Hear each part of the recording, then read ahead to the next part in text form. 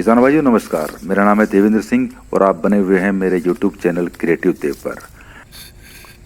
आज की वीडियो में हम चर्चा करेंगे पौधा व पेडी गन्ने की प्रारंभिक अवस्था में प्रमुखता से लगने वाले कीट तनाछेदक या शूट बोरर के बारे में, जिसे अर्ली शूट बोरर या हमारी वेस्ट यूपी में कंसुआ भी कहते हैं।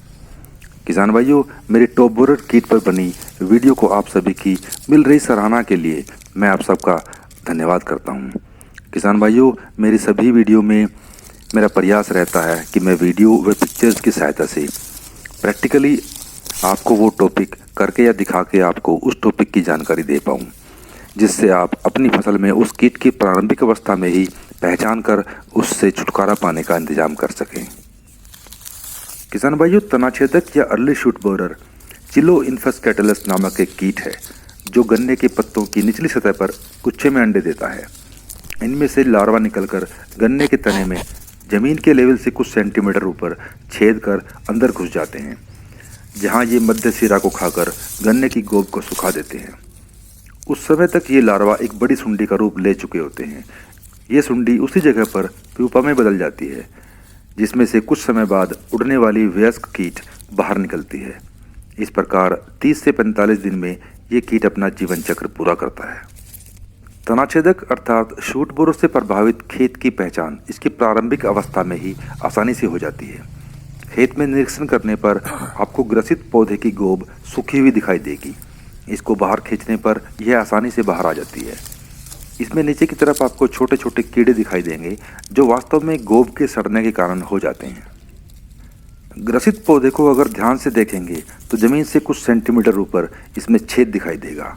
पौधे को जमीन के लेवल से तोड़ने पर आप अंदर सुंडी भी देख पाएंगे। यह सुंडी हल्के पीले रंग की होती है, जिसका मुंह ब्राउन कलर का होता है।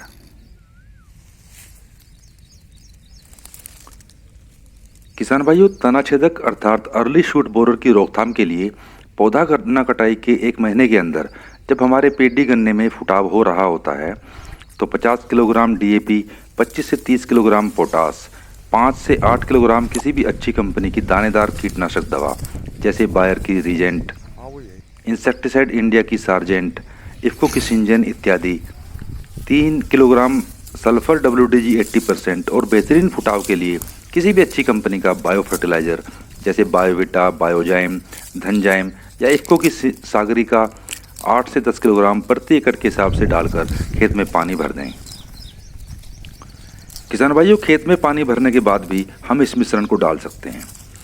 किसान भाइयों, पौधा गन्ने में अर्थात बोर्ड गन्ने में आपको डेड हार्ट्स या सूखी गोब दिखाई दे तो इन उर्वरकों एवं कीटनाशकों का इस्तेमाल हम अपनी पौधा गन्ना फसल के लिए भी कर सकते हैं।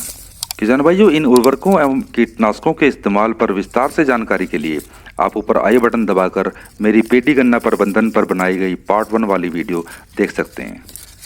किसान भाइयों, तनाछेदक अर्थात अर्ली शूट बोरर पौधा गन्ने में लग ही न पाए, इसके लिए किसान भाई गन्ना जमाव होते ही कीटनाशक दवाइयों का स्प्रे कर देते हैं, जिससे तनाछेदक अर्थात अर्ली शूट बोरर अर्थात कंसुआ की काफ़ी हद तक रोकथाम हो जाती है।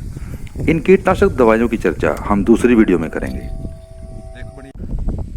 किसान भाइयों, एक तरीका और है जिससे तनाछेदक अथवा अर्ली शूट बोरर को पौधा गन्ने में आने से रोका जा सकता है।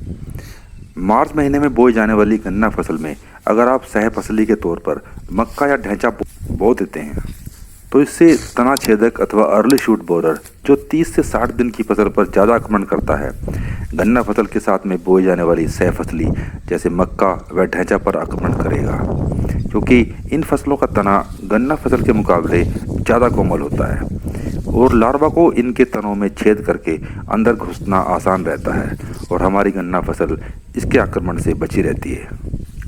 किसान भाइयों, इसके लिए मैं आपको मार्च के पहले सप्ताह में बोई गई अपनी गन्ना फसल दिखाता हूँ, जिसमें मैंने सह फसली के रूप में मक्का बोई थी। अभी मई माह का अंतिम सप्ताह चल रहा है। मक्का को मैंने हरे चारे के रूप में इस्तेमाल कर लिया है। जैसा कि आप देख पा रहे होंगे, मेरी गन्ना फसल में कहीं भी तनाछेदक अथवा अर्ली शूट बोरर या कंसुआ का प्रकोप नहीं है। किसान भाइयों, यहाँ मैं आपको आश्वस्त करना चाहता हूँ कि सिर्फ गन्ना बुआई के समय ही इसमें पिफ्रोनिल 0.3% ग्रैन्यूल्स कीटनाशक का प्रयोग किया गया था।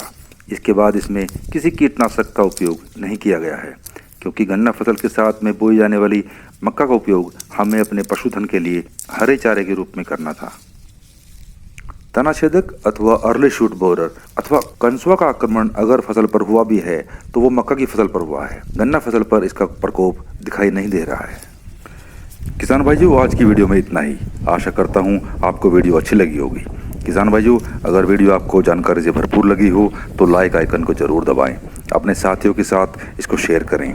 इसी तरह की कृषि से संबंधित और वीडियोस देखने के लिए मेरा यूट्यूब चैनल क्रिएटिव देव को सब्सक्राइब कर लें और पास में आने वाले बेल आइकन को भी दबा लें, जिससे मेरी आने वाली वीडियोस की नोटिफिकेशन आपको मिलती रहे।